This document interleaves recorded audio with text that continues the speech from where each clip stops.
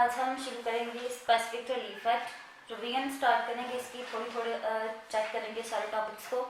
तो सबसे पहले हमारा जो टॉपिक है, सबसे पहला क्वेश्चन है, सेक्शन नंबर 8 है, revision of specific immovable property. Immovable property का अगर आपने पोजेशन लेना है तो वो कैसे लेना है, क्या लिखा हुआ सेक्शन 8 में, a person entitled to possession of specific immovable property may recover it in the manner prescribed by code of civil procedure. मतलब अगर आपको किसी भी इमूवेबल प्रॉपर्टी से फोर्सिबल डिस्पोजेस किया गया है तो आप बिल्कुल उसी तरीके से उस प्रॉपर्टी का पोजेशन ले सकते हैं जैसा कि सीपीसी में दिया हुआ है। अब सेक्शन 8 के तहत आपके पास 3 इंग्रेडिएंट्स होने चाहिए। नंबर 1, आप उसके ऑनर हों। नंबर 2, आपका उस पर पोजेशन हो उस प्रॉपर्टी पे। और नंबर 3 कि आपको उसे फोर्सिबली डिस्पोजेस किया गया हो तो आप सूट फाइल करके उस प्रॉपर्टी का पोजेशन जो है वो ले सकते हैं। सेक्शन 9 पे चलते हैं। Suit by person dispossessed by immovable property. If any person dispossessed without his consent of immovable property otherwise than in due course of law he or any person claiming through him may by suit recover possession therefore। Section 9 के तहत अगर किसी person को किसी immovable property से dispossess किया गया है तो वो भी सूट फाइल करके तो ले सकता है, अपना पोजेशन जो है उसको रिकवर कर सकता है। लेकिन सेक्शन 8 में और सेक्शन 9 में डिफरेंस है। सेक्शन 9 में डिफरेंस क्या है, सेक्शन 9 के तहत आपके पास पोजेशन होना चाहिए प्रॉपर्टी का, उसके अलावा आपका सूट जो आपका टाइटल है उसको प्रूव करने के लिए ज़रूरत नहीं है आपको। आप उसका पोजेशन इंजॉय कर रहे हैं, आपको फोर्सिबली डिस्पोजेस किया है, आपका किसी और सिर्फ आपके पास पोजेसरी टाइटल होना चाहिए, रियल ओनर होना सेक्शन 9 के तहत ज़रूरी नहीं है आपको। तो आप बिल्कुल उस प्रॉपर्टी का पोजेशन जो है वो रिकवर कर सकते हैं सूट फाइल करके। ये हमारा क्वेश्चन था कि आपने इमूवेबल प्रॉपर्टी का पोजेशन जो है कैसे लेना है सेक्शन 8 और सेक्शन 9 के तहत। उसके बाद हम आगे चलते हैं। नेक्स्ट क्वेश्चन हमारा कौन सा है, नेक्स्ट क्वेश्चन है हमारा कॉन्ट्रैक्ट्स नॉट स्पेसिफिकली इन्फोर्स्ड। कौन से ऐसे कॉन्ट्रैक्ट्स हैं जिनको कोर्ट स्पेसिफिकली इन्फोर्स नहीं करवाएगी। सेक्शन 21 जो है इसको डील करेगा कौन से आपके ऐसे कॉन्ट्रैक्ट्स हैं जिनको कोर्ट इन्फोर्स नहीं करवाएगी। नंबर 1 पे जो कॉन्ट्रैक्ट है, a contract for the non performance of which compensation in money is an adequate relief. सबसे पहली बात कि अगर कोई भी आपका कॉन्ट्रैक्ट ऐसा है जो कि परफॉर्म नहीं हुआ और आप कोर्ट में चले गए हैं उसको परफॉर्म करवाने के लिए, लेकिन कोर्ट ने ये किया है, कोर्ट को ये लगा है कि अगर उस कॉन्ट्रैक्ट को परफॉर्म नहीं भी करवाया जाएगा तो आप उतने अग्रीव नहीं हैं, मतलब आपको उसकी कंपनसेशन जो है वो दे दी जाए और कंपनसेशन जो है वो उसके लिए एडिक्वेट रिलीफ है, तो आपका कॉन्ट्रैक्ट जो है वो स्पेसिफिकली इन्फोर्स नहीं करवाया जाएगा। नंबर 2 पे कॉन्ट्रैक्ट विच रन्स इनटू सच मिनिट और न्यूमरस डिटेल और which is so dependent on the personal qualification और violation of the parties.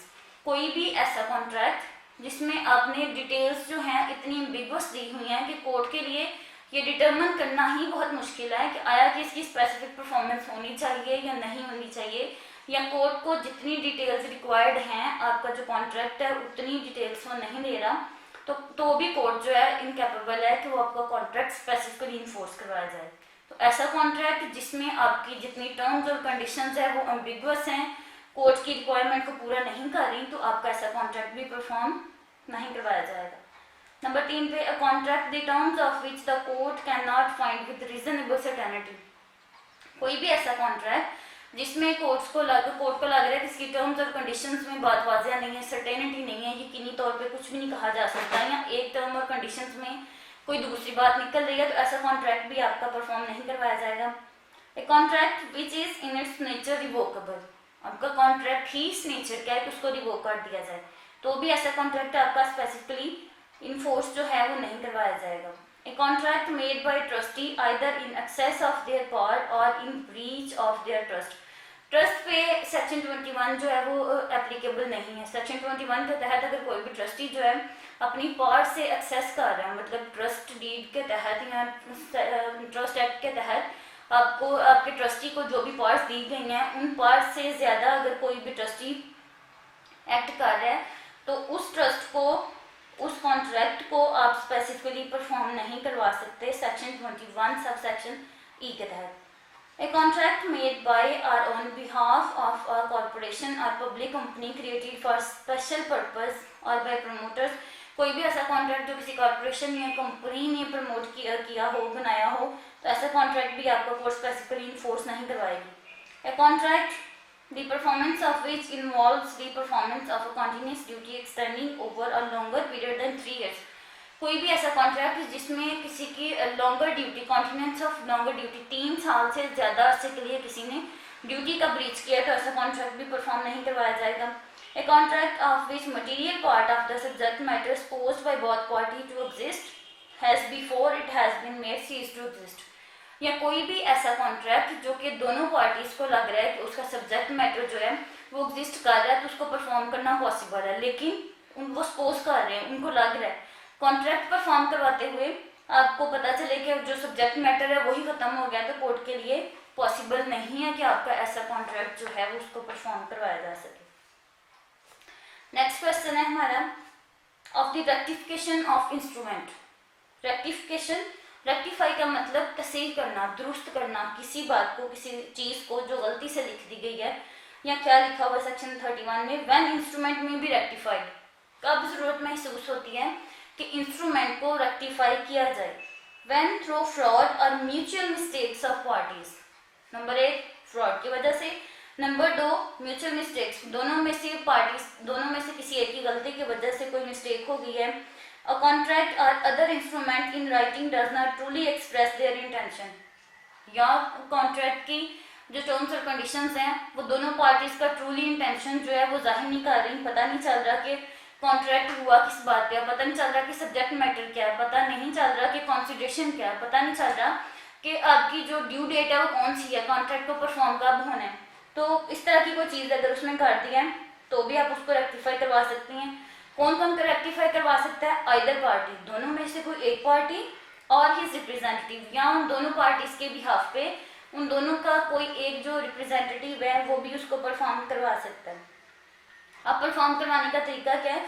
May institute a suit to have the instrument rectified. तो उसके लिए कोई भी पार्टी या दोनों में से किसी एक पार्टी का कोई भी रिप्रेजेंटेटिव जो है कोर्ट में जाएगा, सूट फाइल करेगा तो उसको रेक्टिफाई करवाया जा सकता है। अब कोर्ट क्या करेगी? कोर्ट के पास आपने सूट फाइल कर दिया, court find it clearly proved that there has been fraud or mistake in framing the instrument and ascertain the real intention of the parties in executing the same court made direction rectify the instrument. Court क्या करेगी? Court determine करेगी कि इसमें वाकई दोनों parties की तरफ से कोई मिस्टेक है या इसमें फ्रॉड करने की कोशिश की है या किसी दूसरी पार्टी को नुकसान पहुंचाने की कोशिश की है। तो जो कोर्ट को बेहतर लगेगा कोर्ट उसके लिए डायरेक्ट करेगी तो उसको इस हद तक जो है वो रेक्टिफाई कर दिया जाए।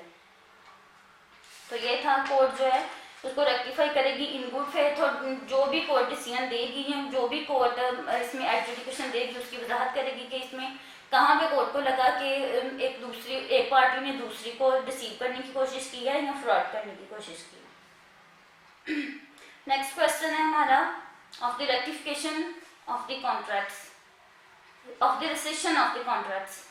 कॉन्ट्रैक्ट्स को रिसाइन कैसे करवाया जाए, मनसूख कैसे करवाया जाए, ख़त्म कैसे करवाया जाए, या कब जरूरत महसूस होती है कि कॉन्ट्रैक्ट्स को ख़त्म करवाया जाए। When any person interested in a contract in writing may sue to have it resigned and such rescission may be adjudged by the court in any of the following cases namely। उसमें 3 cases दिए हुए हैं जिनमें अगर आपने कोई भी अपना सूट फाइल किया रिसेशन के लिए, आपका जो सूट है वो इन तीनों रीजंस में से किसी एक का होना बहुत ज़रूरी है। इसके अलावा कोर्ट जो है आपके कॉन्ट्रैक्ट को रिसाइन नहीं करेगी। वो 3 रीज़न क्या है? स्पेसिफिक रिलीफ एक्ट सेक्शन 35 आपको बताता है where the contract is voidable, जहाँ पे आपका कॉन्ट्रैक्ट ही वॉइडेबल है, और टर्मिनेबल बाय द प्लेंटिफ, या उसको टर्मिनेट कर दिया जाना चाहिए था प्लेंटिफ की तरफ से, तो भी आपका कॉन्ट्रैक्ट जो नंबर 1 पे वॉइडेबल होना चाहिए, नंबर 2 पे टर्मिनेबल बाय प्लेंटिफ होना चाहिए, तो आपका कॉन्ट्रैक्ट जो है वो रिसाइन हो जाएगा by court. Where the contract in unlawful for causes not apparent on its face and the defendant is more blame than the plaintiff.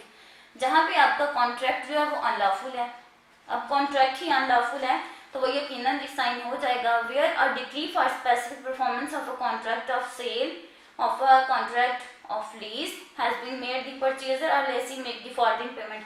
जहाँ पे आपने कोई भी ऐसा कॉन्ट्रैक्ट किया है जहाँ पे आपने इस कॉन्ट्रैक्ट सेल के लिए किया है या लीज के लिए किया है, लेकिन सेल में भी और लीज में भी जो परचेजर है और जो लेसी है वो दोनों जो है पेमेंट में डिफॉल्ट कर रहे हैं, तो ऐसा कॉन्ट्रैक्ट जो है उसको भी कोर्ट रिसाइन कर देगी।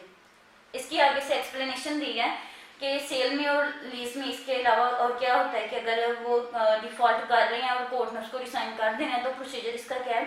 व्हेन द परचेजर और लेसी, मतलब जो अपोजिट पार्टी हैं जिन्होंने पेमेंट जो है करनी है और वो डिले कर रहे हैं, उसकी वजह से आपका कॉन्ट्रैक्ट जो है रिसाइन हो रहा है।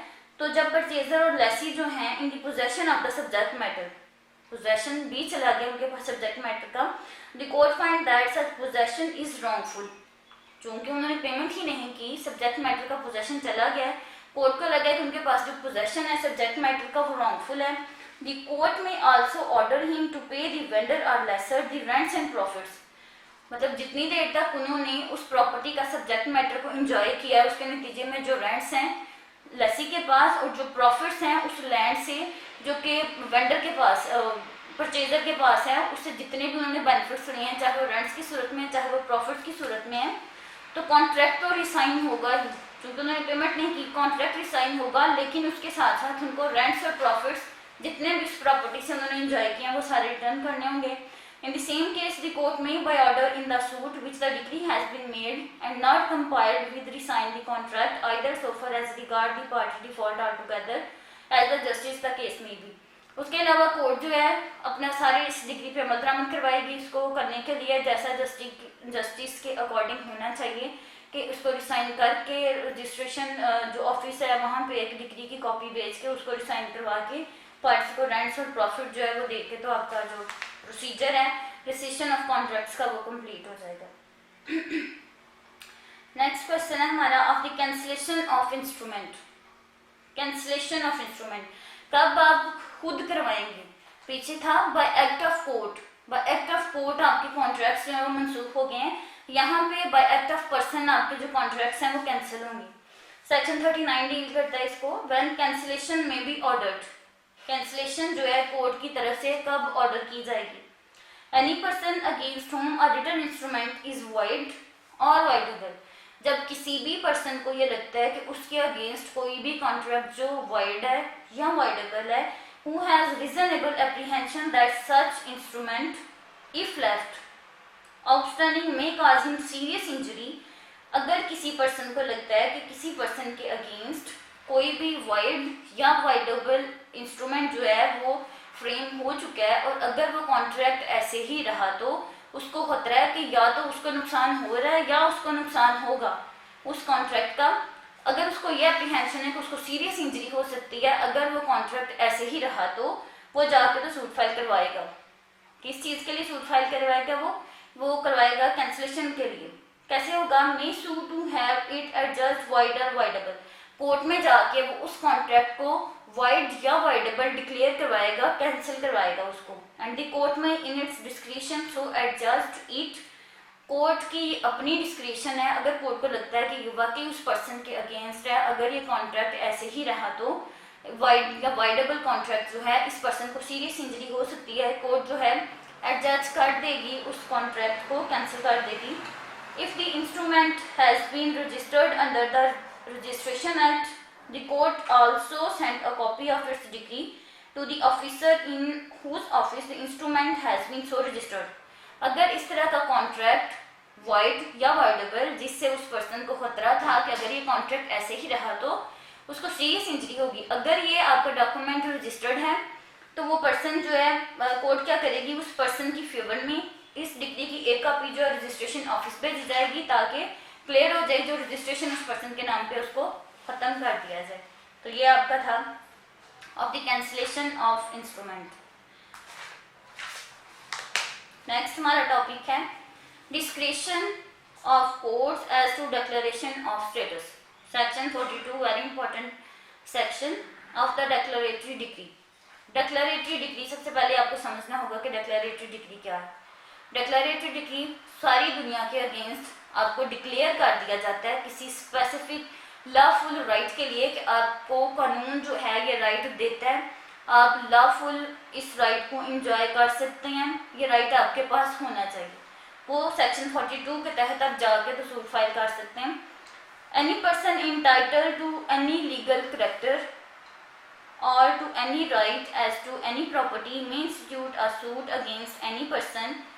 कोई भी ऐसा शख्स जिसको लग रहा है कि उसके पास ये वाला राइट जो है होना चाहिए था, मतलब राइट टू हाउस है, राइट टू लिव है, राइट टू प्रॉपर्टी है, उसमें कोई पर्सन जो है कोई मसला खड़ा कर रहा है, कोई रुकावट बन रहा है, या उसको लग रहा है अभी रुकावट नहीं बना, या उससे किसी ने पोजेशन नहीं छीना, या उसको कोई मसला नहीं हुआ, उसको एप्रीहेंशन है कि उसको इन फ्यूचर इस राइट से महरूम कर दिया जाएगा, तो पर्सन जो है may institute a suit against any person denying, किसी भी ऐसे शख्स के अगेंस्ट जो कि डिनाई कर रहा है कि ये उसका राइट नहीं है, और इंटरेस्टेड टू डिनाई, या उसको लगता है कि वो इंटरेस्टेड है, वो डिनाई कर देगा इन फ्यूचर, तो वो उस पर्सन के अगेंस्ट जो है सूट फाइल कर देगा। His title to such character और राइट, मतलब आपको क्या इसमें मफाद क्या है आपका, अगर तो कोई डिनाई कर रहा है तो आप सूट फाइल कर रहे हैं, simple.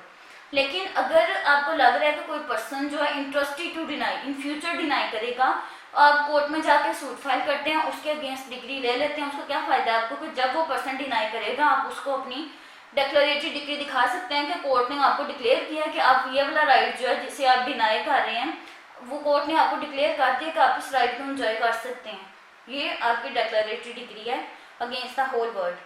He so entitled and the plaintiff need not in such suit ask for any further relief। और जिस पर्सन को डिक्लेरेटरी डिग्री ग्रांट कर दी जाती है सेक्शन 42 के तहत, उसको मजीद किसी डिग्री की या मजीद किसी फर्दर रिलीफ के लिए किसी और फॉरम पे, किसी और एक्ट के तहत, किसी और कोर्ट में जाके रिलीफ लेने की ज़रूरत नहीं पड़ेगी। जी, सेक्शन हमारा ये क्वेश्चन कंप्लीट हो गया। नेक्स्ट हमारा सेक्शन जो है वो है 56, टॉपिक हमारा इंजंक्शन। इंजंक्शन से क्या मुराद है? इंजंक्शन का अगर आप बेसिकली मीनिंग ही लेंगे, it's mean simply means directions, stay orders. Section हम डील करेंगे सेक्शन 56, इंजंक्शंस व्हेन रिफ्यूज्ड। तब कोर्ट की तरफ से आपको इंजंक्शन ग्रांट नहीं की जाती, तब कब नहीं की जाती? सेक्शन 56 आपको बता रहा है, an injunction can not be granted to stay a judicial proceeding pending at the institution of the suit in which the injunction is sought unless such restraint is necessary to prevent a multiplicity of proceeding। किसी भी ऐसे case में, किसी भी ऐसे suit में आपको stay grant नहीं किया जाएगा जहाँ पे आप किसी पर्सन की जो लीगल प्रोसीडिंग है उसको स्टे करने के लिए, उसको रोकने के लिए जाके तो कोर्ट में सूट फाइल कर दें। फिर आप पर्सन का जो है वो लीगल हेयरिंग चल रही है या उसकी लीगल प्रोसीडिंग चल रही है, तो आप जाके कहें इसको रोक दिया जाए या इसका स्टे ग्रांट कर दिया जाए आपकी फेवर में, तो ऐसे पर्सन को किसी दूसरे के किसी लॉफुल राइट के अगेंस्ट आपको स्टे ग्रांट नहीं किया जाएगा। लेकिन आपको कब ग्रांट किया जाएगा?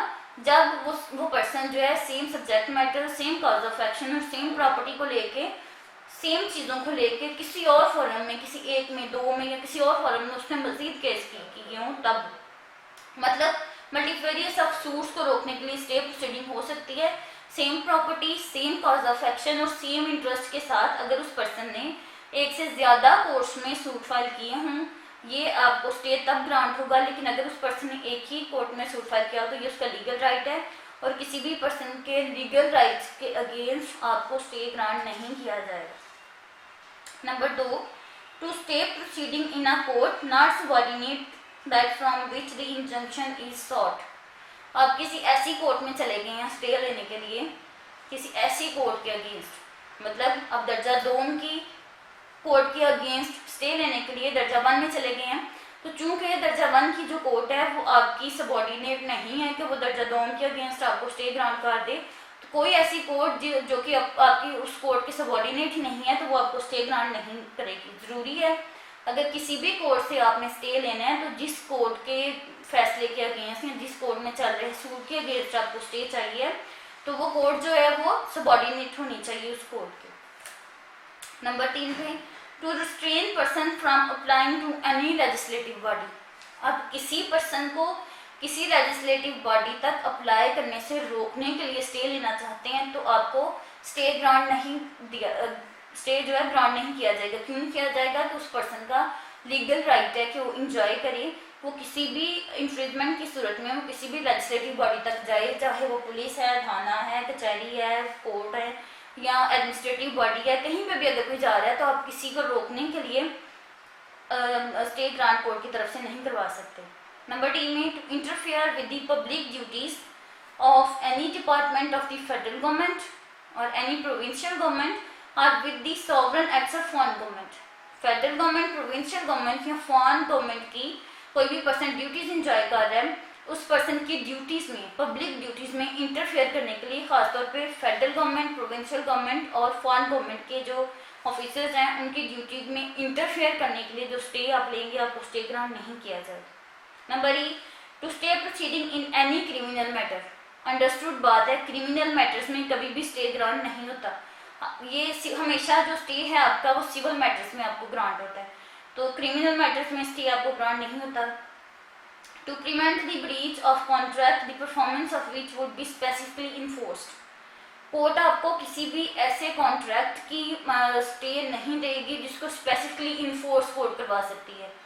मतलब अगर आपको हो सकता है उसके लिए आपको जो रिलीफ है इन केस ऑफ कंपनसेशन वो आपको एडिक्वेट लगे, या कोर्ट जैसा आपने कॉन्ट्रैक्ट किया था वैसा ही अगर परफॉर्म हो जाए, यूँ पॉसिबल हो, या जो दूसरी पार्टी है वो विलिंग हो कि वो कॉन्ट्रैक्ट को वैसे ही परफॉर्म करेगी, तो आप ऐसे कॉन्ट्रैक्ट के लिए भी कोर्ट से स्टे नहीं ले सकते। जी में क्या है, to prevent on the ground of nuisance. Nuisance के बेस पे भी आप किसी भी कॉन्ट्रैक्ट का जो है वो स्टे नहीं ले सकते। एन एक्ट ऑफ न्यूजेंस, जबकि आप इस बात पे भी श्योर नहीं है कि न्यूजेंस जो है वो भी हो भी रही है या नहीं हो रही।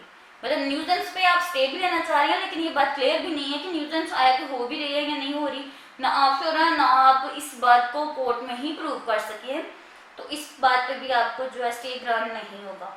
When equally efficacious relief can certainly be obtained by any other usual mode of proceeding except in case of breach of trust। जब आप स्टे के अलावा, मतलब स्टे जो है वो आखिरी ऑप्शन होता है, तो स्टे के अलावा जब कोर्ट को ये लगे कि आप एक और इसके अलावा भी जो और रिलीफ है वो आपके लिए सूटेबल है, तो कोर्ट आपको स्टे ग्रांट नहीं करेगी। फॉर एग्जांपल आपको कंपनसेशन लेके दे सकती है, आपका कॉन्ट्रैक्ट रिसाइन हो सकता है, रेक्टिफाई हो सकता है, कैंसिल हो सकता है, आपका कॉन्ट्रैक्ट स्पेसिफिकली परफॉर्म हो सकता है। जब इनमें से कोई एक सूरत निकल आए तो भी कोर्ट जो है वो आपको ट्रस्ट वो स्टे जो है उसका ग्रांट नहीं करेगी। When the conduct of the applicant or his agent, जब किसी भी ऐसे पर्सन का जो कोर्ट में जाके तो स्टे लेना चाह रहा है लेकिन या तो उसने खुद अप्लाई किया है या उसके किसी एजेंट ने अप्लाई किया है, लेकिन उनका कंडक्ट कैसा है, उनका कंडक्ट ऐसा है, ऐसा to disentitle him to his assistance of court. मतलब उसका इंटेंशन ये है कि जिस पर्सन के अगेंस्ट आप स्टे ले रहे हैं उस पर्सन को आप हार्म करना चाह रहे हैं, नुकसान पहुंचाना चाह रहे हैं, किसी को नुकसान पहुंचाने की नीयत लेके कोर्ट में जाके उस पर्सन के अगेंस्ट अगर स्टे लेना चाहते हैं तो भी आपको स्टे ग्रांट नहीं किया जाएगा। Where the applicant has no personal interest in the matter, जहाँ पे आप स्टे लेने तो चले गए लेकिन कोर्ट की तरफ से आपका जो राइट है या आपकी तरफ से जो आपका इंटरेस्ट है वही श्योर नहीं है, आपको उसमें कोई फायदा कोई नुकसान कुछ भी नहीं हो रहा तो आपको स्टे ग्रांट उसमें नहीं किया जाएगा। जी, तो ये हमारे टॉपिक्स थे, ये पूरे हो गए हैं। उम्मीद है आपको समझ आ गई होगी। अगर कुछ समझना है कुछ नहीं समझ आए तो आप कमेंट में बता सकते हो। Thank you.